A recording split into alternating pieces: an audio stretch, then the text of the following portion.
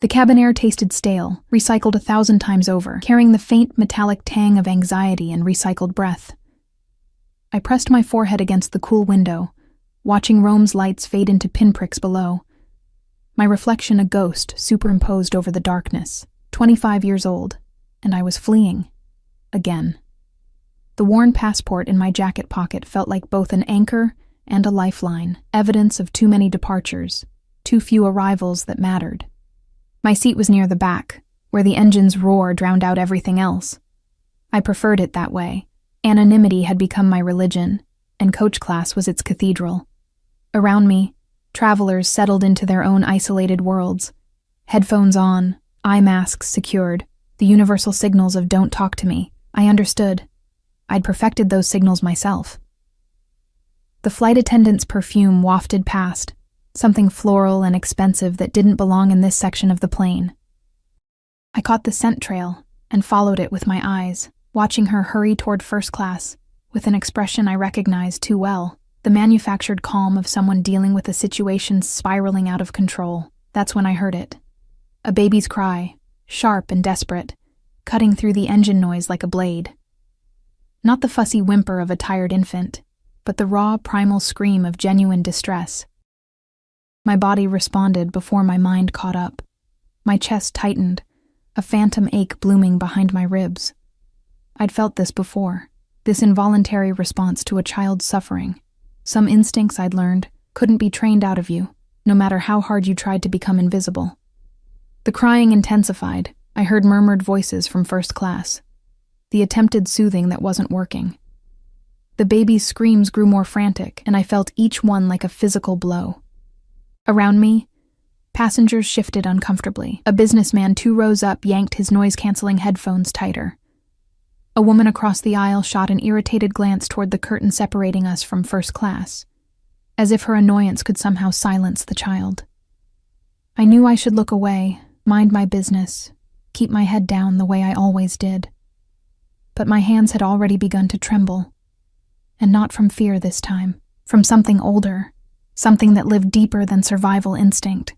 The curtain to first class pulled back, and the flight attendant emerged, her professional mask cracking at the edges.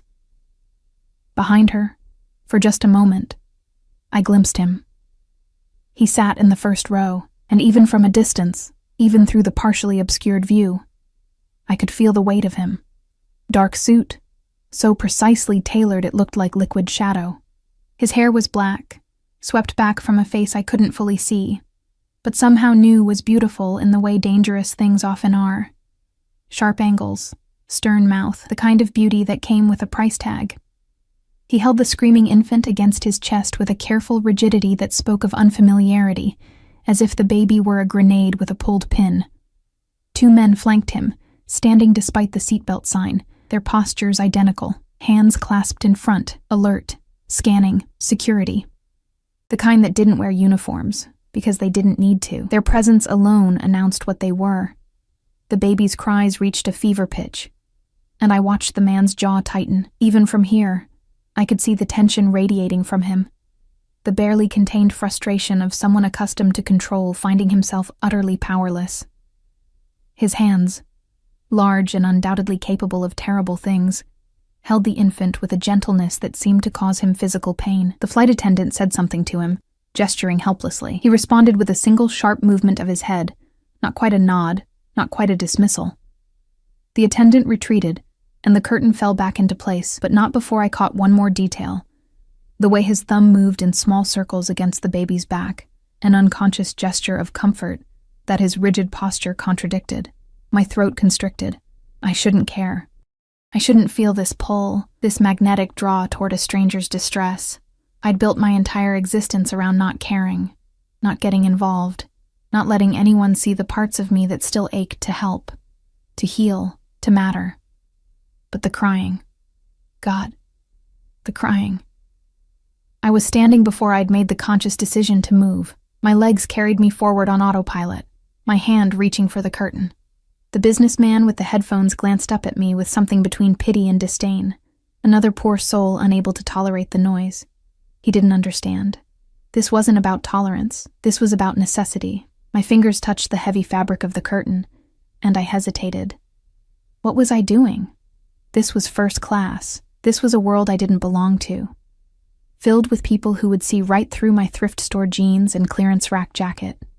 But the baby screamed again, a sound so raw it seemed to tear something open inside my chest, and I pushed through. The transformation was immediate. Leather seats, actual space between rows, warm lighting that didn't make everyone look half dead, and there, in the first row, he sat, up close. He was devastating. Young, maybe early 30s, with the kind of face that would have belonged on Renaissance sculptures if those sculptures had been carved from marble stained with sin. His eyes were the color of espresso, dark and bottomless, and they fixed on me the moment I stepped through the curtain. The force of his gaze was physical, a pressure against my chest that made breathing difficult. The baby in his arms couldn't have been more than 2 months old, face red and scrunched, tiny fists flailing, a boy, from the blue of his onesie, though the outfit was rumpled now, damp with sweat and tears. The 2 guards moved simultaneously, stepping forward to intercept me. I froze, suddenly acutely aware of every poor decision I'd ever made that had led to this moment. But the man raised one hand, just a slight lift of his fingers, and they stopped, remained standing, remained alert, but stopped. "Can I help you?" His voice was accented, Italian silk wrapped around razor wire.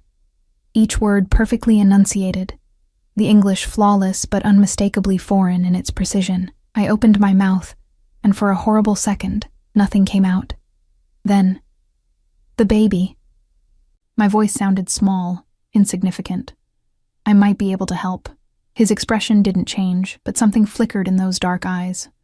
Assessment. Calculation. The baby screamed again, and I watched him flinch. Barely perceptible, but there. A crack in the armor.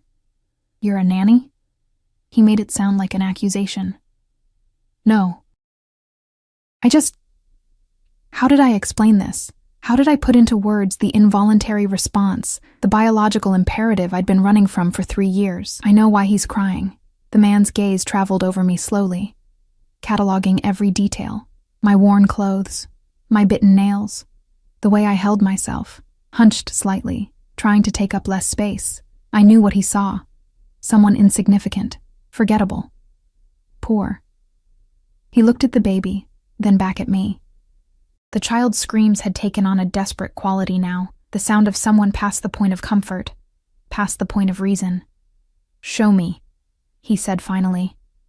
I stepped closer, and the scent of him hit me, cedar and something darker. Something expensive that probably cost more than my rent. His cologne mixed with the baby's smell. That sweet milk and powder scent that made my body respond in ways I'd tried so hard to suppress. The infant's rooting reflex was obvious to anyone who knew what to look for. His tiny mouth opened and closed, searching, desperate. He was starving, and whatever bottle they'd tried to give him clearly hadn't worked. "He needs..." I started, then stopped. How did I say this to a stranger, to this stranger, who radiated danger the way other people radiated warmth? "Needs what?" Impatience edged his tone. The baby's screams reached a crescendo. Around us, I felt the guards tense, felt the pressure of their attention. The flight attendant hovered near the galley, wringing her hands. I took a breath. "He's hungry. He needs to be breastfed." Silence. The kind that preceded explosions. The man's expression didn't change, but I felt the temperature drop. "His mother," he said, each word carefully spaced, "is not available." There was a story there, dark and violent, and I knew better than to ask. I also knew what I was about to offer was insane, reckless, the kind of thing that got poor girls like me into situations they couldn't escape. But the baby screamed, and I felt my body respond. The tingling sensation, the letdown reflex I'd thought I'd suppressed months ago, 3 years since I'd left, since I'd run from the memory of tiny fingers and a warm weight against my chest. 3 years. And my body still remembered. "I can help," I whispered. His eyes narrowed. "You?" I nodded, not trusting my voice. "You would..." He paused, and for the first time, I saw something other than cold control in his expression. Uncertainty, maybe, or disbelief. You would do this? For money? No, the word came out too quickly, too honest. Not for money. Then why? Because I had milk and a stranger's baby was starving. Because some instincts transcended common sense. Because 3 years ago, I'd held my own daughter for 7 perfect hours before they took her away for adoption. And I'd been trying to atone for that surrender ever since. Because he's hungry, I said simply. The man studied me for a long moment, and I forced myself not to look away, not to shrink under that intense scrutiny. The baby's cries had weakened now, growing hoarse, much longer, and he'd make himself sick. Finally, the man stood. He was tall, over 6 feet, and the motion was fluid, controlled. He held the baby out to me, and our fingers brushed in the transfer. His skin warm, calloused in unexpected places. The contact sent a jolt through me that I tried desperately to ignore. The infant settled against my chest immediately, instinctively seeking what he needed. I adjusted my hold, muscle memory taking over, and looked up at the man. I'll need privacy, I said. He gestured to the seat beside his. Sit. I meant sit, not a request. A command, delivered with the absolute certainty of someone who'd never been disobeyed. I sat. He remained standing, a wall of expensive suit, and barely contained danger between me and the rest of first class. His guards moved to flank us, creating a human barrier. The flight attendant started forward, but one look from him sent her retreating. My hands shook as I adjusted my jacket, creating a makeshift cover. The baby's mouth found what it needed, and the transformation was immediate. The screaming stopped, replaced by the soft, satisfied sounds of an infant feeding. The silence felt profound, sacred. I looked down at the tiny face, peaceful now, eyes closed in contentment. My chest ached with a familiar grief, but also something else, a rightness I hadn't felt in years. When I finally looked up, the man was staring at me, not at the baby, at me. His expression was unreadable, but his eyes had darkened to something almost black. The intensity of his gaze made me want to squirm, to hide. But I couldn't look away. There was something predatory in the way he watched me, something possessive that had no right to exist between strangers. Your name, he said quietly. I hesitated. Names had power. Names made you real, traceable. Emma, I lied. His mouth curved slightly, not quite a smile. You're lying. My heart hammered. What's your real name? The baby stirred against me, and I automatically adjusted my hold, soothing him back into his feeding. The man's eyes tracked the movement, and something shifted in his expression. Something that looked almost like hunger. Sarah, I whispered, giving him the truth I'd meant to keep hidden. He nodded slowly, as if I'd confirmed something he'd already known. Then he moved, sinking into the seat across the aisle, angling his body toward mine. His posture was deceptively relaxed, but I could feel the coiled tension in him. The sense of a predator at rest, but never truly at ease. I am Dante, he said. Dante Caruso. The name meant nothing to me, but the way his guards shifted suggested it should. The flight attendant had gone pale. Thank you for helping with Alessandro, he continued, gesturing to the baby. He is precious to me. There was weight in those words, darkness in the pauses between them. Is he yours? I asked, then immediately regretted the question. Too personal. Too invasive. Dante's expression hardened. He is now. The baby, Alessandro, finished feeding and drifted into sleep against my chest, his tiny body warm and trusting. I should give him back. I should return to my seat, to my anonymous existence in coach. But I couldn't seem to move. You have done this before, Dante observed. Not a question. I nodded mutely. You have a child? The grief must have shown on my face because his expression softened fractionally. Had, I corrected. I had a daughter. Understanding flickered in his eyes, and with it, something that looked dangerously like sympathy. I'm sorry. I shrugged, trying for casual, achieving broken. It was a long time ago. 3 years, he said. I stared at him, shocked. How could he possibly? The way you hold him, Dante explained. The way your body remembers. 3 years, maybe 4, but the grief is still fresh enough to make you hesitate before helping. You ran from something. From someone. I felt exposed, flayed open under his observation. This stranger saw too much, understood too much. I should go, I managed, starting to rise. His hand shot out, not touching me, but blocking my path. Stay, I can't. Please. The word sounded foreign in his mouth, unpracticed. He is peaceful now. If you leave, he will wake. He will cry again. It was logical, and completely insufficient to explain why I sank back into the seat. Why I let this dangerous man trap me in first class with his sleeping nephew or son, or whatever Alessandro was to him. Dante settled back, his gaze never leaving my face. Tell me, Sarah, where are you running to? I'm not running. That almost smile again. Everyone in Coach is running from something. You more than most. He was right, of course. I was running. Had been running since the moment I'd signed the adoption papers, since I'd chosen survival over motherhood, since I'd learned that love wasn't always enough. London, I said. I have a job interview. What kind of job? Cleaning service. I forced myself to meet his eyes. In a hotel. I expected judgment, maybe pity. Instead, I saw something that looked like respect. Honest work, he said. More honest than mine. Before I could process that admission, Alessandro stirred, making a small sound of protest. Instinctively, I began to rock him, humming softly, an old lullaby my grandmother had taught me. The baby settled immediately, and when I looked up, Dante was staring at me with an expression I couldn't name. You're very good with him, he said softly. Children are easy. It's adults who are complicated. Yes. His voice held layers of meaning I didn't want to unpack. They are. The plane hit turbulence, and Alessandro whimpered. I held him closer, and without thinking, I leaned slightly toward Dante, seeking stability, seeking shelter. He went perfectly still, and I realized with creeping horror what I'd done. I'd invaded the space of a man who radiated danger, who traveled with armed guards, whose very name had made the flight attendant blanch, but he didn't pull away. Instead, he leaned in fractionally closer, and I caught his scent again, cedar and darkness and something wild underneath. Sarah, he murmured, and the way he said my name felt like a claiming.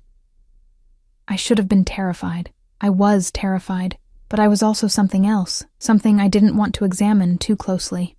The turbulence subsided, but the shift in the air between us remained. Dante hadn't moved back to his original position. He stayed leaned forward, close enough that I could count the faint lines at the corners of his eyes. See the shadow of stubble along his jaw, close enough to be dangerous. Alessandro's breathing had evened out into the deep rhythm of infant sleep. His small fist curled against my chest. I should move, should create distance. But my body refused to cooperate, frozen in this strange tableau. A poor girl from nowhere holding a Mafia boss's child 30,000 feet above the Atlantic. How long will he sleep? Dante asked, his voice low enough not to disturb the baby. An hour, maybe 2 if we're lucky. The words came automatically, drawn from a well of knowledge I'd tried to seal shut. He'll need to be changed soon, though, and fed again when he wakes. Something flickered across Dante's face. Uncertainty, perhaps even fear. It was jarring to see such human emotion on features that seemed carved for cruelty. I don't know how to do any of that, he admitted quietly. The confession hung between us, unexpected in its vulnerability. Men like him, men who commanded rooms with a glance, who traveled with armed guards, didn't admit weakness, didn't ask for help. Where's his mother? The question escaped before I could stop it. Dante's expression shuddered immediately. Transformation complete in a heartbeat. The vulnerable man vanished, replaced by something cold and unreachable. Dead. The word fell like a stone into still water, ripples of implication spreading outward. I wanted to apologize, to take back the question, but his eyes warned me against it. 2 days ago, he continued, his tone devoid of emotion now, clinical. She worked for someone who betrayed my family. Her death was unfortunate but necessary. Ice crystallized in my veins. He'd said it so casually, as if discussing the weather, as if a woman's death, a mother's death, was simply a business transaction that hadn't quite gone as planned. "And you took her baby." My voice came out smaller than I intended. "Her baby was fathered by my brother." Dante's jaw tightened. My brother, who she was supposed to love, who she betrayed by working with our enemies, by feeding them information that got 12 of my men killed. So yes, I took Alessandro. He is family. He is blood. And he is mine now. The possessiveness in that last word sent a shiver down my spine.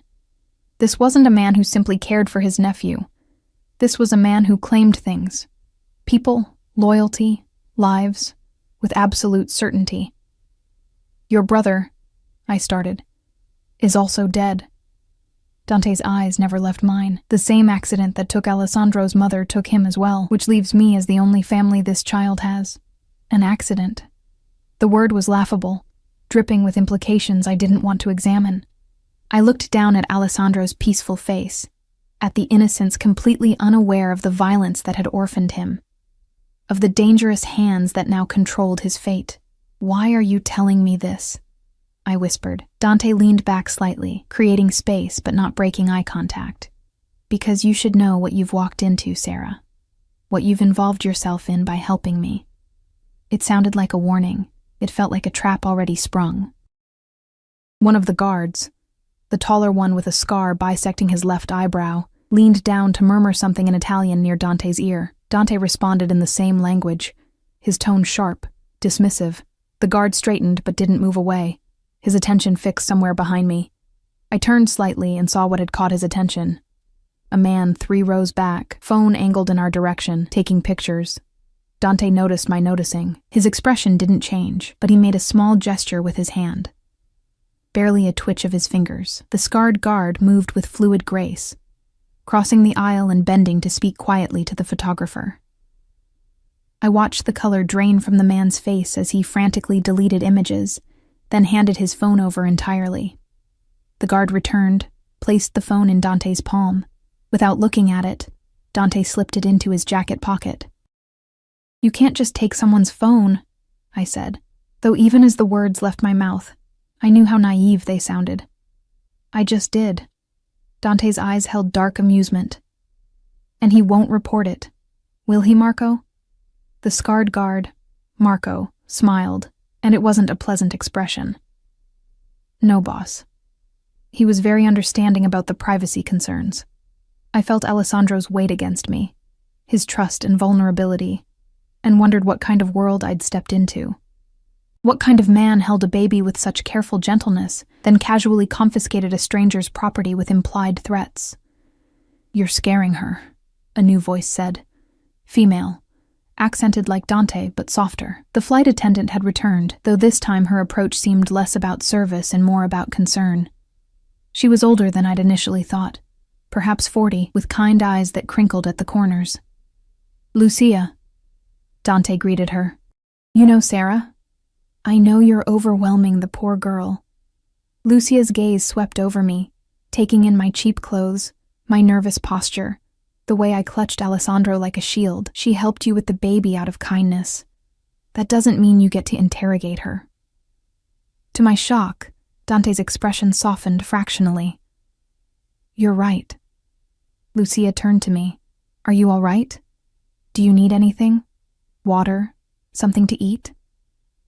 The kindness in her voice nearly undid me. I'd been existing on protein bars and vending machine coffee for weeks, sleeping in hostels and train stations, surviving rather than living. The offer of something as simple as food felt overwhelming. "I'm fine," I lied. Lucia's eyes said she didn't believe me, but she didn't push. "I'll bring you both something anyway." She glanced at Dante. "Be nice." She left, and the absence of her maternal energy made the space feel colder, more dangerous. "Lucia has known me since I was Alessandro's age," Dante said, unprompted. "She is one of 3 people in this world who can speak to me that way and live." I didn't ask who the other 2 were. Alessandro stirred, making small sounds of discomfort. I adjusted him carefully, and he settled again, but I could feel the dampness of his diaper through the thin onesie. "He needs to be changed," I said. Dante stood immediately, gesturing toward the front of first class. "The lavatory. It's larger." "I can't just—" "You can." He reached down, and for a heart-stopping moment, I thought he was going to touch me. Instead, his hand hovered near my elbow, guiding without contact. "Come." I rose on unsteady legs, cradling Alessandro against my chest. Marco and the other guard, shorter, broader, with cold eyes, created a path, and suddenly we were moving through first class toward the front lavatory. I was acutely aware of every passenger who watched us pass, of the whispers that followed in our wake. The lavatory was indeed larger, designed for first-class comfort. Dante entered behind me, and the space that had seemed spacious suddenly felt suffocatingly small. He pulled down the changing table, and I laid Alessandro on it carefully. "You're staying?" I asked, fumbling with the diaper bag Marco had handed me. "I need to learn." Dante leaned against the far wall, arms crossed. "Show me." So I did.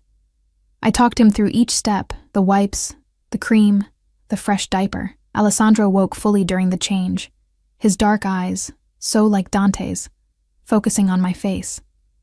He didn't cry, just watched me with that intense baby stare that sees through all pretense. "Hello, sweet boy," I murmured, unable to help myself. "You're going to be okay. I promise." "Don't make promises you can't keep," Dante said quietly. I looked up at him, at the hardness in his expression that didn't quite reach his eyes. "Someone needs to promise him something good." "The world isn't good, Sarah. The sooner he learns that, the safer he'll be. He's 2 months old, and already he's learned that mothers die. That trust is dangerous." Dante pushed off the wall, moving closer. "You want to promise him goodness? Promise him strength instead. Promise him that he'll survive whatever comes." We were inches apart now, Alessandro between us, and I could feel the heat radiating from Dante's body, could smell that cedar and danger scent that seemed to cling to him. "What happened to you?" The question slipped out unbidden. "To make you this way?" His hand came up, and I flinched instinctively, but he didn't strike. His fingers merely brushed Alessandro's cheek, surprisingly gentle. "I survived," he said simply, "and I made sure no one could ever hurt my family again." The implications in that statement were vast and violent. A knock on the door made us both jump. Marco's voice came through, low and urgent. "Boss, there's a situation." Dante's entire demeanor shifted in an instant, from almost vulnerable to completely lethal. He opened the door, and I caught fragments of rapid Italian, words I didn't understand but whose urgency I could feel. When Dante turned back to me, his expression was unreadable. "We need to return to our seats. Now." He didn't wait for agreement, just scooped Alessandro from the changing table with newfound confidence, and started back toward first class. I followed, confused and increasingly frightened by the tension radiating from the guards. Back in our seats, Dante handed Alessandro to me without explanation. The baby fussed briefly, then settled against my chest, seeking comfort he somehow knew I could provide. Lucia appeared with a tray, sandwiches, fruit, bottles of water. She set it down on the armrest between Dante and me, her movements practiced and calm, despite the obvious tension in the air. "Eat," Dante commanded, his attention fixed on his phone now, fingers flying across the screen. I picked up half a sandwich, more to have something to do with my hands than from hunger, but the moment the first bite hit my tongue, real bread, actual turkey, fresh vegetables, my body reminded me how long it had been since I'd eaten properly. I devoured the sandwich, then reached for the fruit. Dante glanced up, caught me eating, and something softened in his expression. "When did you last have a real meal?" "Yesterday." Another lie. "Try again." I looked down at Alessandro, using him as an excuse not to meet Dante's eyes. 4 days. Silence. Then, "Lucia, bring everything you have. Sandwiches, the salads, the pasta from business class, all of it." "Dante, I can't," Lucia started. "Now." She left without further argument. "You don't need to do that," I said quietly. "I'm fine." "You're starving." His voice held an edge I couldn't identify. "You're feeding my nephew from your own body while you haven't eaten in 4 days. Don't tell me you're fine." The way he said it, my nephew, your body, felt possessive in a way that made my skin prickle with awareness. Lucia returned with enough food for 6 people. She arranged it carefully, then squeezed my shoulder. "Eat, sweetheart. All of it." I wanted to protest, to maintain some dignity, but Alessandro chose that moment to root against my chest again, and my body responded with the familiar tingle of letdown. I needed the calories, needed the nutrition if I was going to keep feeding him. So I ate, and Dante watched me with an intensity that felt like a physical touch. "Why London?" he asked after I'd finished the second sandwich. "Why not stay in Rome? There's nothing for me in Rome. Family?" I shook my head. "Friends?" Another shake. "Lover?" The word came out different from the others, weighted with something I couldn't name. "No." I met his eyes. "There's no one. There hasn't been anyone since—" I cut myself off. "Since you gave your daughter away." The bluntness of it stole my breath. "I didn't give her away. I gave her a better life than I could provide. And you've been punishing yourself ever since." It wasn't a question. Alessandro finished feeding and made a small, satisfied sound. I shifted him to my shoulder, patting his back gently until he burped. The domestic normalcy of the act felt surreal given the conversation we were having. "What do you want from me?" I finally asked. "Why are you asking all these questions?" Dante was quiet for a long moment, his expression unreadable. Then, "Alessandro needs a wet nurse, someone to feed him until we can find a proper formula he'll accept, someone who knows how to care for an infant." My heart stopped. "You can't be serious." "I'm always serious. I have a job interview in London, a life to start. I'll pay you more than any cleaning service ever would." He named a figure that made my head spin. "Plus room and board in my home. Full security, protection." Protection from what? His smile was sharp enough to cut. "From everything, Sarah. Everyone. The world that wants to hurt people like you." "People like me?" "People who are vulnerable, alone, running." He leaned forward and I found myself unable to look away from those dark eyes. "You want to start a life? Start it with resources, with safety, with the knowledge that you'll never go hungry again, never sleep in hostels, never have to choose between food and shelter." It was too much. Too tempting. Too dangerous. "And when Alessandro doesn't need me anymore?" I asked. "What happens then?" Something flickered in Dante's expression. Something that looked almost like hunger. "Then we renegotiate." The way he said it sent heat flooding through me. Inappropriate and unwelcome. "I need to think about it," I managed. "You have until we land." He settled back in his seat, but his gaze never left my face. 4 hours, Sarah. 4 hours to decide if you want to keep running, or if you're ready to let someone protect you for once. Alessandro had fallen asleep against my shoulder, his tiny body warm and trusting. I looked down at him, at the innocent face unaware of the negotiations happening around him, and felt something crack open in my chest. I'd been running for 3 years, running from grief, from guilt, from the memory of a daughter I'd held once and never again. Running toward nothing, toward the illusion of a fresh start that never quite materialized. Maybe it was time to stop running. Maybe it was time to let myself be caught. London's Heathrow Airport materialized through the window, gray tarmac, gray sky, the kind of perpetual gloom that matched the turmoil churning in my stomach. 4 hours had passed in a blur of feeding Alessandro, answering Dante's questions, and pretending I hadn't already made my decision the moment he'd offered me safety. The plane touched down with barely a jolt. First-class landings, apparently, were as smooth as everything else in this world I didn't belong to. Around us, passengers began gathering their belongings, but Dante remained seated, Alessandro sleeping peacefully in my arms. "We wait," he said simply, noting my confusion. "Let them clear out first." So we waited. Marco and the other guard, I'd learned his name was Luca, stood sentinel in the aisle, discouraging anyone from lingering. Through the window, I watched a black SUV pull up directly beside the plane, followed by 2 more identical vehicles. A welcoming committee. Sarah. Dante's voice pulled my attention back. Your answer.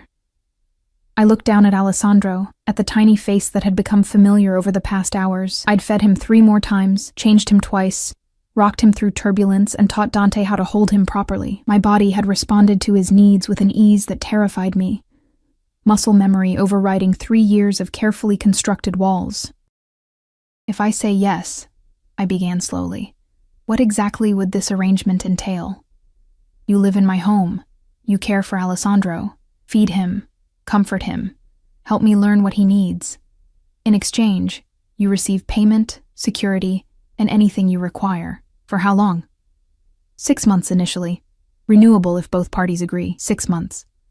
Half a year in the home of a man who casually mentioned murder, who traveled with armed guards, whose very name made people pale. Half a year of safety, of not having to count every penny, of not sleeping with one eye open in hostile beds that smelled like desperation. Half a year of letting myself care for a child who wasn't mine, who would eventually not need me, who would be another loss to add to my collection. I need guarantees, I said, surprised by the steadiness in my voice. I need to know that I can leave if I want to, that you won't trap me. Something dark flickered in Dante's eyes. I don't trap, Sarah. I persuade. But yes, you'll be free to leave whenever you choose, though I should warn you, once you're under my protection, leaving means you're no longer protected.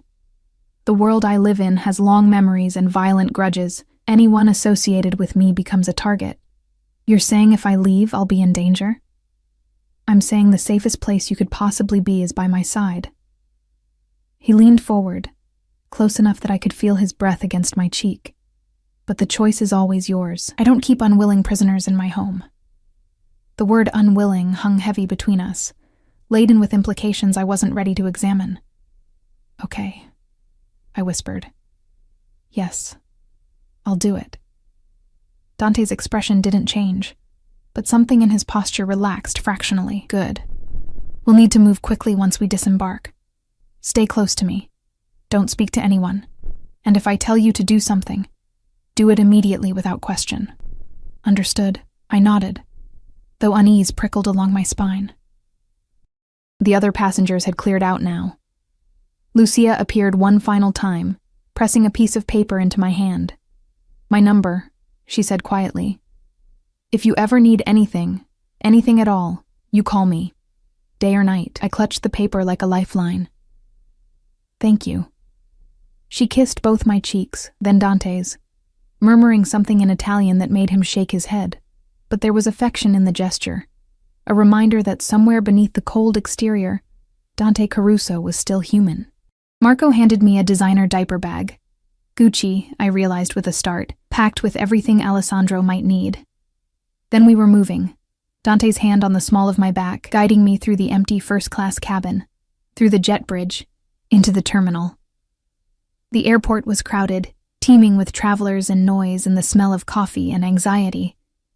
But around us, a bubble seemed to form. People instinctively moved aside as Dante passed, as if sensing the danger that radiated from him like heat. We bypassed customs entirely. A uniformed official simply nodded at Dante, waved us through with barely a glance at our passports. I wanted to protest. This wasn't how things worked. You couldn't just ignore immigration, but Marco's presence at my shoulder kept me silent. The SUVs waited just outside, engines running. The door to the middle vehicle opened, and Dante ushered me inside with a hand that was gentle but unyielding. The interior was cream leather and tinted windows, luxury that felt obscene given where I'd been sleeping a day ago. Dante slid in beside me, close enough that our thighs touched. Marco took the front passenger seat while Luca disappeared into one of the other vehicles. The driver, an older man with silver hair and alert eyes, caught Dante's gaze in the rearview mirror and nodded once before pulling away from the curb. Alessandro stirred against my chest, and I automatically began the swaying motion that soothed him. Dante watched, his expression unreadable. "Where are we going?" I asked. "Kensington. I have a house there." "Not an apartment. A house. In Kensington, where property cost more per square foot than most people earned in a year." The city rolled past the tinted windows, Iconic red buses, black cabs, Georgian architecture mixed with modern glass towers. I'd imagined arriving in London so many times, pictured myself emerging from the tube with my backpack, finding my way to some cramped shared flat in Zone 4 or 5. This version, luxury SUV, Mafia escort, baby in my arms, had never featured in those fantasies. "You're very quiet," Dante observed. "I'm trying to process." "Process what?" "That 24 hours ago I was sleeping in a hostel in Rome with bedbugs and a broken lock on my door. And now I gestured vaguely at the opulent interior, at him, at the armed guards and the designer diaper bag. "Now you're safe," Dante finished. "That's all that matters." "Is it?" I turned to face him. "You've told me what you are, what you do. How is that safe?" "Because anyone who wants to hurt you would have to go through me first." His voice was quiet but absolute. "And I promise you, Sarah, no one goes through me." The conviction in his words should have frightened me. Instead, it sparked something warm and dangerous in my chest, something that felt uncomfortably like relief. We turned onto a tree-lined street, grand white houses rising on either side like temples to wealth. The SUV pulled through an iron gate into a private drive, stopping before a 4-story townhouse that probably cost more than I'd earn in 10 lifetimes. "Home," Dante announced. The door opened, and Marco stepped out first, eyes scanning the surroundings before nodding to Dante. I followed, cradling Alessandro, my legs unsteady after hours on the plane. The air smelled different here, clean, with undertones of money and manicured gardens. The front door opened before we reached it, revealing an older woman in an elegant black dress. She was perhaps 60, with silver hair pulled back in a neat bun and shrewd eyes that took in everything in a single glance. "Mr. Caruso," she greeted in crisp British accent. "Welcome home." "Mrs. Chen." Dante placed a hand on my back again, that possessive gesture I was beginning to recognize. "This is Sarah. She'll be staying with us, caring for Alessandro." "Please prepare the guest suite adjacent to the nursery." Mrs. Chen's gaze swept over me.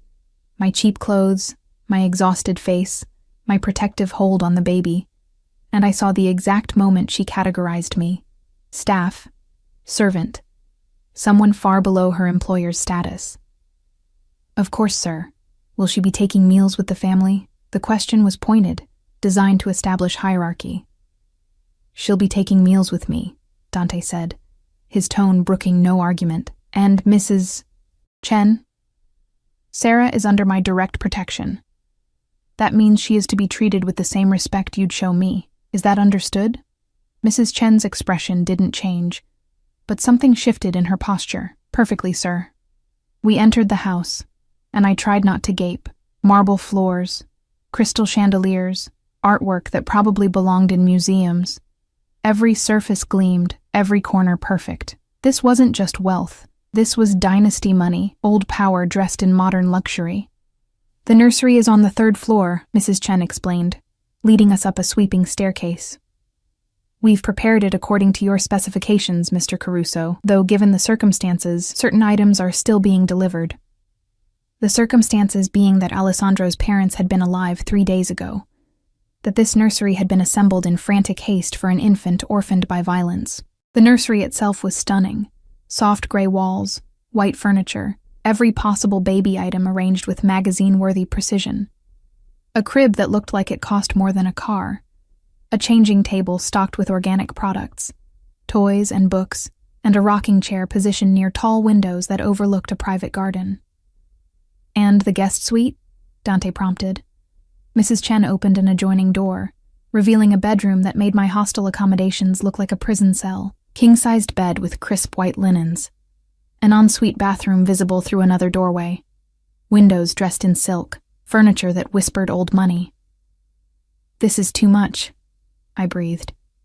"This is necessary," Dante corrected. "Alessandro will wake frequently. You need to be close." He was right, of course, but the intimacy of it, sleeping one room away from Dante's nephew, embedded in his household, under his protection, felt like stepping into a trap I couldn't see the edges of. Alessandro began to fuss, hungry again. My body responded immediately, the letdown reflex triggering even before he'd fully started crying. I should feed him, I said. Use the nursery. I'll have Mrs. Chen bring you something to eat. Dante hesitated, then added, There are clothes in the closet, your size. Lucia texted me your measurements from your passport photo. I stared at him. You bought me clothes. You'll need appropriate attire if you're living here. I have clothes. You have 2 pairs of jeans and 3 shirts, all of which have seen better days. His tone was matter of fact, not cruel. Accept the gift, Sarah. It wasn't really a gift, I realized.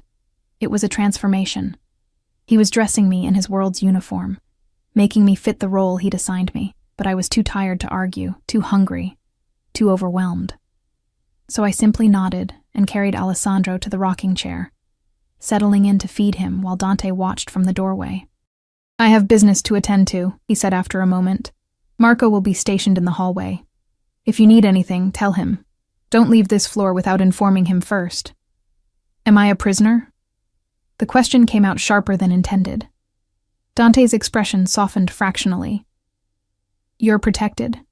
There's a difference. He left before I could respond, and I heard his footsteps descending the stairs, heard low voices in Italian echoing up from below, then silence, broken only by Alessandro's contented feeding sounds and my own racing heartbeat. I looked around the nursery, at the wealth surrounding me, the luxury I'd never imagined possessing, the golden cage I'd just agreed to inhabit. Through the window, London sprawled gray and indifferent, a city full of people who had no idea what happened in houses like this, behind gates like those, under the protection of men like Dante Caruso. Alessandro's hand found my finger, gripping tight, and I felt something shift in my chest. 3 years ago, I'd held my daughter like this. 3 years ago, I'd made the choice to give her away, to give her the life I couldn't provide. Now here I was, holding another woman's baby, employed by the man who'd ensured that woman would never hold her son again. What had I agreed to? What had I become? Alessandro looked up at me with those dark, trusting eyes, and I realized with creeping horror that it didn't matter.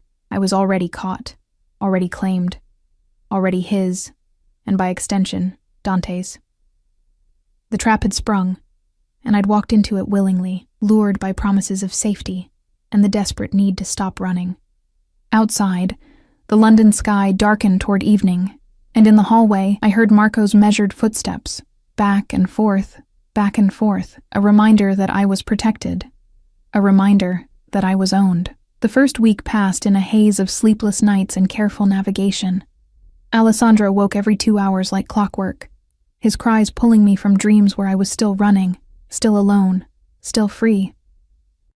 Each time, I would stumble into the nursery, lift his warm weight from the crib, and settle into the rocking chair while London slept beyond the windows.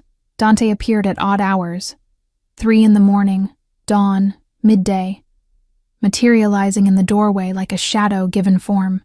He never announced himself, just watched as I fed Alessandro, his presence both intrusive and strangely comforting. Sometimes he would ask questions. Is he eating enough? Why does he make that sound? Should his skin be this color? Other times he simply observed in silence, those dark eyes cataloging every movement, every touch. On the 4th night, I woke to find him already in the nursery, holding Alessandro against his chest with growing confidence. The baby was crying, that particular wail that meant hunger. And Dante's expression held a helplessness that didn't belong on a man who commanded empires. I tried the bottle, he said, when he noticed me in the doorway. He won't take it. I crossed the room, still half asleep, and reached for Alessandro. Our hands brushed in the transfer, and Dante's fingers lingered a moment too long against my wrist, his touch burning even through my exhaustion. He knows the difference, I explained, settling into the chair. Between bottle and breast, some babies are particular. Dante sank into the second chair Mrs. Chen had added to the room. Leather, oversized, positioned so he could watch without hovering. Tell me about your daughter. The request caught me off guard, made me fumble with my nightshirt. Why? Because you loved her. Because you gave her away. Because I need to understand who's caring for Alessandro. It was the most honest he'd been since we'd met. No pretense of business arrangement, no careful distance. Just raw curiosity and something that looked like concern. So I told him. About the pregnancy at 22. About the father who disappeared the moment he'd learned. About the 7 hours I'd held her before signing the papers. About choosing open adoption. About the letters I received twice a year. Photos of a little girl with my eyes growing up in a house with a yard, and 2 parents who loved her. Her name is Lily, I finished, surprised by the steadiness in my voice. She's 3 now. Happy. Healthy. Everything I couldn't give her. Dante was quiet for a long moment, his gaze fixed on Alessandro. You think you failed her? I did fail her. No. His eyes met mine, fierce and certain. You loved her enough to give her more than you had. That's not failure, Sarah. That's sacrifice. The validation in his words cracked something open inside me. Some dam I'd built from guilt and grief. Tears spilled down my cheeks before I could stop them, and I turned away, mortified. I heard him move, felt him kneel beside the chair. His hand cupped my face, thumb brushing away tears with a gentleness that seemed impossible from someone capable of such violence. Don't hide from me, he murmured. Not here. Not in my home. His home, his rules, his possession. But his touch was so careful, so unexpectedly tender, that I found myself leaning into it, despite every warning bell clanging in my head. Alessandro finished feeding and dozed against my chest. Dante's hand slipped from my face to the baby's back, and for a moment, we formed a strange tableau. The 3 of us connected in the dim nursery light, bound by need and circumstance and something more dangerous neither of us wanted to name. I should put him down, I whispered. Dante nodded but didn't move. His hand remained on Alessandro's back, fingers spread wide, protective. I've never been responsible for someone so small, so breakable. You're doing well with him. Because you're here. His eyes found mine again. Don't leave, Sarah.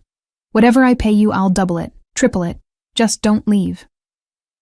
The desperation in his voice terrified me more than any threat could have.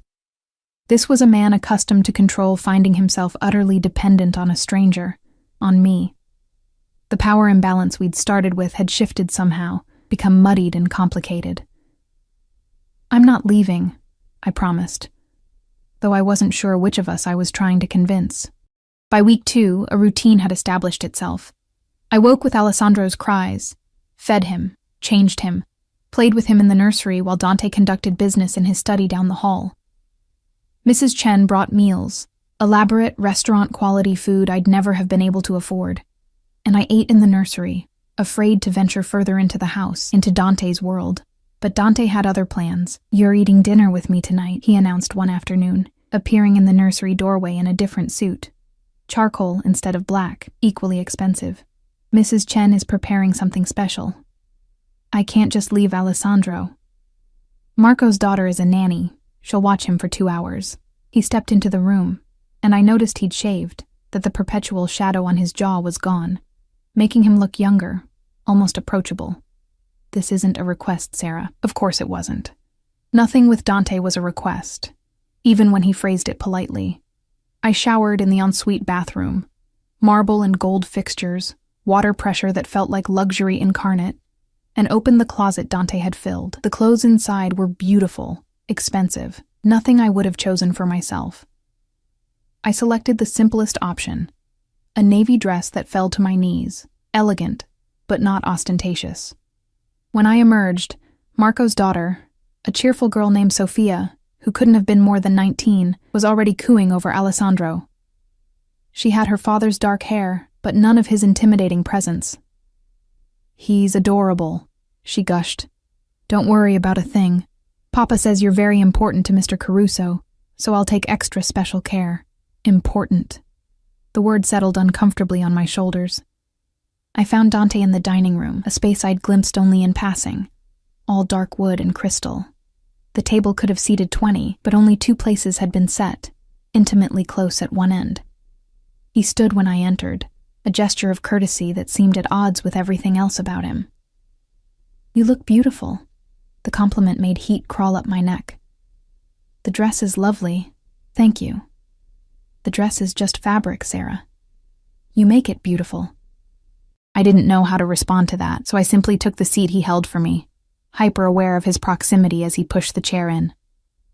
Mrs. Chen served us herself. Something I'd learned was unusual, a sign of the meal's significance. Roasted chicken with herbs I couldn't name, vegetables that looked like art, wine that probably cost more than my former monthly rent. "I don't usually drink," I said when Dante poured for both of us. "Neither do I, usually, but tonight feels like an occasion." He raised his glass. 2 unexpected solutions. I touched my glass to his, took a sip, and felt the wine bloom warm in my chest. We ate in silence for a few minutes, the clink of silverware the only sound. Then Dante set down his fork and leaned back, studying me with that unnerving intensity. "You've been here 2 weeks, and you haven't left the 3rd floor. I have everything I need up there. You're hiding." "I'm being appropriate." I met his gaze. "I'm staff, Dante. I don't belong in the rest of your house." His expression darkened. "You're not staff. You're under my protection, which makes you untouchable, which means you go where you like, do what you like, within reason. Within reason being whatever you decide. Yes. No apology, no pretense. That's how this works, Sarah. I keep you safe, you follow my rules, but that doesn't mean you're a prisoner. It means you're valued, protected, owned." The words kept shifting, meanings bleeding into each other. "What if I want to go out?" I asked. "See the city? Have some freedom?" "Then Marco goes with you." "That's not freedom. That's survival." Dante leaned forward, and I could smell his cologne again, that cedar and danger combination that made my pulse quicken. "You want to know what happens to people associated with me who go out unprotected? Last month, one of my accountant's wives went shopping alone. She was taken, held for ransom, tortured for information she didn't have. We got her back, but she'll never be the same." The brutality of it struck me like a physical blow. "You're trying to scare me. I'm trying to make you understand. The world I live in doesn't forgive mistakes, doesn't show mercy to the innocent. You think you're just some girl taking care of a baby, but to my enemies, you're leverage. You're a weapon they can use against me." "Then why keep me here at all?" Frustration made my voice sharp. "Send me away. Find someone else to feed Alessandro." "No." The word came out hard, final. "You're staying." "Why?" "There must be dozens of wet nurses you could hire." "Because he trusts you." Dante's voice dropped to something almost raw. "Because in 2 weeks, you've become the only stability in his life. Because when he cries, he calms for you. Because you look at him like he matters, like he's more than just the son of a traitor and my dead brother." The confession hung between us, stripping away the pretense we'd both been maintaining. "And because," he continued, quieter now, "I trust you, which is something I extend to perhaps 5 people in this entire world. I should have felt honored. Instead, I felt trapped, weighted down by expectations I'd never asked for. I didn't ask for this responsibility," I whispered. "Neither did I." His hand reached across the table, covering mine. "But here we are, Sarah, 2 people who didn't ask for any of this, trying to keep one innocent child safe in a world that wants to destroy him." His touch was warm, slightly calloused, and I knew I should pull away, knew this was crossing some invisible line from professional to personal, from protected to possessed, but I didn't move, couldn't move. "Tell me something," Dante said, his thumb tracing circles on my wrist. "When you dream, are you still running?" The question struck too close to truth. "Yes." "From what?" "From everything. From myself." His grip tightened fractionally. "You don't have to run anymore. I won't let you." It should have sounded like a threat. Instead, it sounded like a promise. We finished dinner in charged silence, the air between us humming with things unsaid. When Mrs. Chen cleared the plates, Dante stood and offered his hand. "Walk with me." It wasn't a request. He led me through the house, room after room of impossible luxury, until we reached a conservatory I hadn't known existed. Glass walls revealed the private garden, now lit by subtle landscape lighting. Inside, tropical plants created a jungle of green, the air humid and fragrant. "This was my mother's favorite room," Dante said, guiding me to a bench beneath a flowering vine. "She died when I was 12, cancer." The personal detail felt like a gift, an offering of vulnerability. I'm sorry. Don't be. She was weak, and weakness killed her. But his voice held an edge that suggested the words were rehearsed, a philosophy he'd been taught rather than believed. That's not how cancer works, isn't it? He turned to face me, and in the low light, his features looked softer, almost boyish. She knew the life my father led, knew the danger. Could have left, could have taken me and disappeared, but she stayed because she loved him, and that love made her weak, made her a target. Love isn't weakness. No. His hand came up, cupped my face again in that gesture that was becoming familiar, dangerous. Then what do you call it when caring for someone gives your enemies power over you? When their safety becomes more important than your own? His thumb brushed my lower lip, and heat flooded through me. Inappropriate and undeniable. Dante, I breathed, half warning, half plea, I know. His forehead touched mine, and we stayed like that, breathing the same air, teetering on the edge of something neither of us should want. I know this is wrong. I know I shouldn't. But Sarah, God help me. I can't stop thinking about you, can't stop wanting to keep you here, safe. Mine. Mine. That possessive word again, the one that should send me running but instead made something clench low in my belly. This can't happen, I whispered. I work for you. I take care of Alessandro. This would complicate everything. Everything is already complicated. His nose brushed against mine, a whisper of contact that made my breath catch. Tell me you don't feel this. Tell me I'm alone in this madness, and I'll back away. I'll never touch you again. But I couldn't tell him that. Couldn't lie when his breath was warm against my lips, when my body was betraying me with every racing heartbeat. I feel it, I admitted. But that doesn't mean... He kissed me. It was soft at first, questioning, giving me space to pull away, but when I didn't, when I made the fatal mistake of kissing him back, it deepened into something hungry, desperate. His hands tangled in my hair, pulling me closer, and I let myself drown in the taste of wine and want and terrible decisions.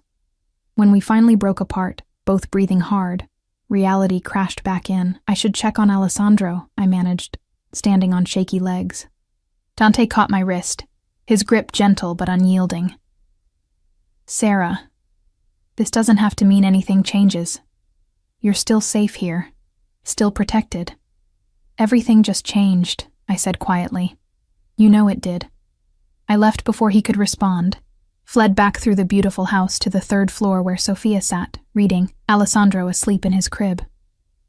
She left with a knowing smile that made me want to sink through the floor. Alone in my room, I touched my lips, still feeling the ghost of Dante's kiss. Still tasting the danger I'd just invited into my carefully constructed walls. I'd come here to stop running. Instead, I'd just run straight into the arms of the one man who could destroy me completely. 3 weeks after the kiss, Dante hadn't touched me again, hadn't tried to corner me in the conservatory, or appear in the nursery at midnight with hunger in his eyes.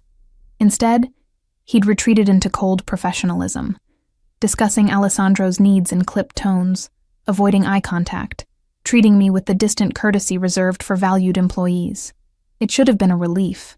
Instead, it felt like loss. Alessandro was thriving. He'd gained weight. His cries had become less frequent, and he'd started smiling, real gummy grins that lit up his whole face. I'd taught Dante how to bathe him, how to read his different sounds, how to hold him so he felt secure. Watching this dangerous man gentle himself for an infant had become my favorite daily ritual, even if Dante barely looked at me during the lessons. On a gray Tuesday morning, everything changed. I was in the nursery, changing Alessandro's diaper and singing softly, when Marco burst through the door without knocking. His face was ashen, his usual composure shattered. Sarah, you need to come with me, now. Fear spiked through me. What's wrong? Is Dante? Boss is fine, but there's a situation. Bring the baby. I scooped Alessandro up, didn't bother with shoes, just followed Marco down the stairs in my bare feet and pajama pants. He led me not to Dante's study, but to the basement, a part of the house I'd never seen. accessed through a hidden door in the kitchen. The basement was finished, comfortable even, but clearly designed as a safe room. Reinforced walls, security monitors, supplies stocked on metal shelves, and in the center of it all stood Dante, phone pressed to his ear, speaking rapid Italian with an edge of fury I'd never heard before. He ended the call when he saw us, crossed the space in 3 strides, and pulled me against his chest with Alessandro crushed between us. The embrace was brief, but fierce, desperate in a way that terrified me more than Marco's panic had. "What's happening?" I demanded when he released me. "Someone leaked information about Alessandro, about you." Dante's jaw was tight enough to shatter. "There are men watching the house, professionals. They'll make their move soon. Tonight. Tomorrow. I'm not waiting to find out." "Move? What kind of move?" "Kidnapping. Leverage." His hand cupped my face, forcing me to meet his eyes. "You and Alessandro are targets now, Sarah. I'm getting you both out of London. Out of... where? Italy. To my family's estate in Tuscany. It's a fortress, fully secured, impossible to penetrate." He was already moving, grabbing a bag Marco handed him, checking his weapon with practiced efficiency. "We leave in 20 minutes. My mind reeled. "I can't just leave. I don't have papers. I have everything you need." He caught my hand, squeezed hard enough to hurt. "I know this is frightening. I know you didn't sign up for this level of danger. But Sarah, I will die before I let anyone hurt you or Alessandro. Do you understand me? I will burn the entire city down before I let them take you." The vehemence in his voice, the raw possession, should have scared me. Instead, it sparked something fierce and answering in my chest. "Okay," I whispered. "Okay, we'll go." Relief flickered across his face, quickly masked. "Marco, Luca, and 4 others will travel with us. Mrs. Chen is already at the estate preparing your rooms." He pressed a quick kiss to Alessandro's head. Then, as if he couldn't help himself, to my forehead. "Pack only what you absolutely need. We move fast." The next 20 minutes were chaos. I threw clothes into a bag with shaking hands while Sophia, who'd appeared from somewhere, packed Alessandro's supplies with calm efficiency. Dante moved through the house like a storm, issuing orders, checking weapons, coordinating our exit. We left through the back garden, through a gate I hadn't known existed, into an alley where 3 armored SUVs waited, engines running. Dante bundled me into the middle vehicle, Alessandro in my arms, Marco and Luca flanking us. The other guards split between the remaining vehicles. "Private airfield," Dante told the driver. "Route 3. We pulled out, and I watched through the tinted windows as Kensington blurred past. My heart hammered so hard I thought Alessandro might feel it. But the baby remained calm, trusting, unaware of the danger we were fleeing. Dante's phone rang constantly. Terse conversations in Italian, orders given and received. His free hand found mine, laced our fingers together, held on like I was the only thing anchoring him to sanity. "I'm sorry," he said quietly during a lull in calls. "I'm sorry I brought this into your life. Sorry I made you a target. You gave me safety," I replied. "Protection. This isn't your fault." "It is, though." His thumb traced circles on my palm. "Everything I touch eventually gets destroyed. Everyone I care about becomes a liability. I should have sent you away the moment I realized I was starting to..." He cut himself off, jaw clenching. "Starting to what?"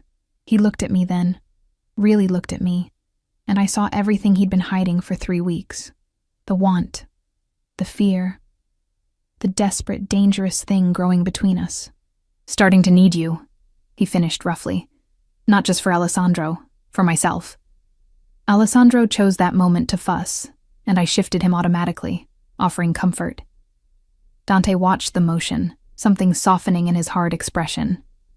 "You're so good with him," he murmured. "So natural, like you were meant to be his. He's not mine to keep, isn't he?" Dante's hand moved to Alessandro's head, his touch gentle. "You fed him from your body, comforted him through the night, loved him when he had no one else. If that doesn't make him yours, Sarah, then what does?" The implication in those words, that Alessandro was ours, that we'd somehow become a family, made my throat tight.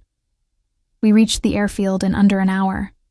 A private jet waited on the tarmac, stairs already lowered, more guards visible near the entrance.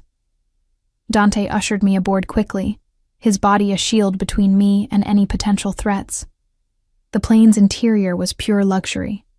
Leather recliners, a bedroom and back, even a small area clearly set up as a temporary nursery. Someone had thought of everything. 6 hours to Tuscany, Dante said, settling beside me as the plane began to taxi. Try to rest. It's going to be a long few days. But I couldn't rest. Couldn't stop replaying his words. Starting to need you. Couldn't stop feeling the weight of his hand in mine.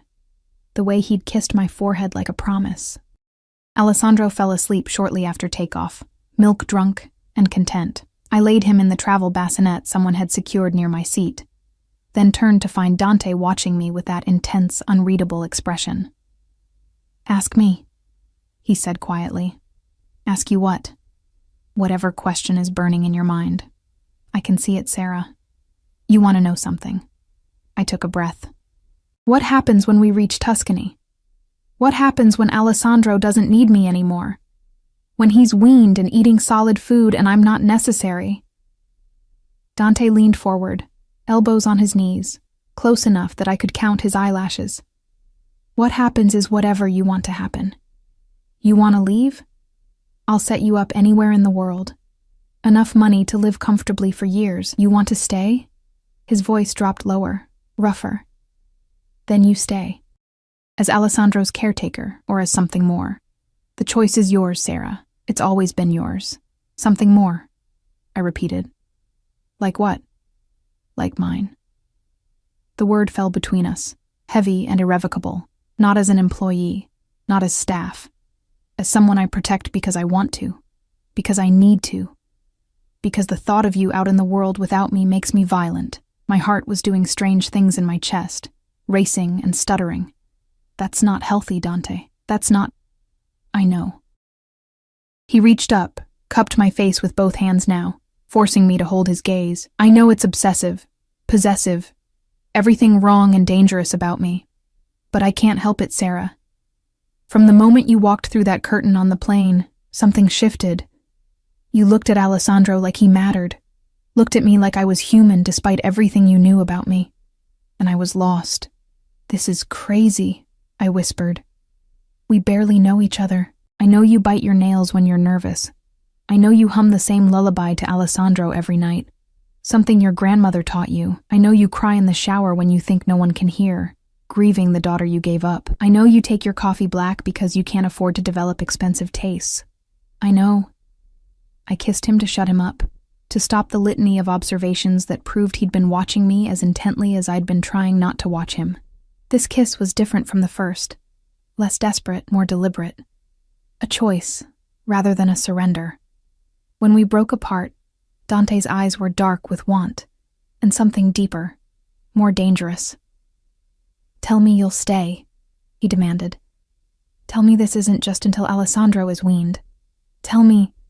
I'll stay, I interrupted. The words felt like jumping off a cliff, terrifying and liberating. Not forever. I can't promise forever, but I'll stay, Dante. For now. For as long as this works. Relief crashed across his features. He pulled me against his chest, and I went willingly, let myself be held by this dangerous, damaged man who'd somehow become essential to my survival. For now is enough, he murmured against my hair. For now, I can work with. The Tuscan estate was everything he'd promised. Ancient stone walls, sprawling vineyards, security that would make a military base jealous. The main house dated back centuries, all high ceilings and frescoed walls and the kind of history you could feel in the stones. Mrs. Chen had outdone herself. My rooms, because they were mine now, plural, a whole suite, connected to the nursery, which connected to Dante's bedroom. A deliberate arrangement that made his intentions crystal clear. The first night, after I'd fed Alessandro and put him down, Dante appeared in my doorway, not asking permission, just standing there with an expression that made my pulse race. Can I come in? I nodded, unable to speak around the anticipation clogging my throat. He crossed the space slowly, giving me time to change my mind. When he reached me, His hands framed my face with a gentleness that contradicted everything dangerous about him. "I want you," he said simply. "Have wanted you since the moment you offered to help a stranger's baby. But Sarah, if we do this, if we cross this line, I won't be able to let you go easily. My possessiveness, my need to protect and keep and own, it will only get worse. So I'm asking you now, are you sure?"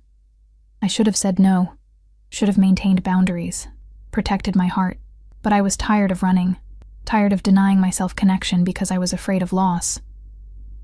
"I'm sure," I whispered. He kissed me then, deep and claiming, and I kissed him back with equal fervor.